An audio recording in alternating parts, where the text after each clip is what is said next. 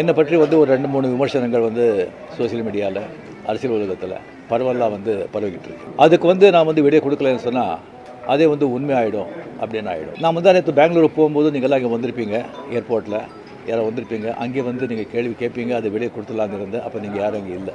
அதுக்கு அப்படியே பெங்களூர்லேருந்து திரும்பி வரும்போது கூட அங்கே மீடியா யாருமே. அதுக்கப்புறம் 18th வந்து கேரளா வந்து ஷூட்டிங் இருந்தது சொல்லியிருந்தாங்க. அப்போ வந்து நான் விடை கொடுத்துடலாம் அப்படின்னு நினச்சேன். நீங்கள் அங்கே வரலன்னா கூட முதல்ல சொல்லிவிட்டு அங்கே வர சொல்லி வீடியோ கொடுத்துடலான்னு நினச்சேன். அது ஷூட்டிங் வந்து போஸ்ட்போன் ஆகிடுச்சு. ஸோ இங்கே ரொம்ப இன்னும் தள்ளக்கூடாது அப்படின்னு சொல்லி உங்களெல்லாம் நான் கூப்பிட்ருக்கேன். ஃபஸ்ட்டு வந்து தேர்தல் முடிவுகள் வந்த உடனே நான் வந்து ஸ்டாலின் சாரை போய் பார்த்தது.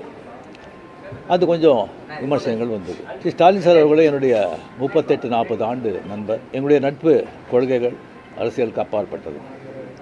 ஜனநாயகத்தில் வந்து தோல்வி வெற்றி சகஜம். இருந்தாலும் ஸ்டாலின் அவர்கள் வந்து அந்த குளத்தூரில் வந்து தோற்றது எனக்கு கொஞ்சம் சங்கடமாக இருந்தது. அதுக்காக ஒரு நண்பனுங்கிற முறையில், நட்பு முறையில் அவரை போய் நான் பார்த்தேன்.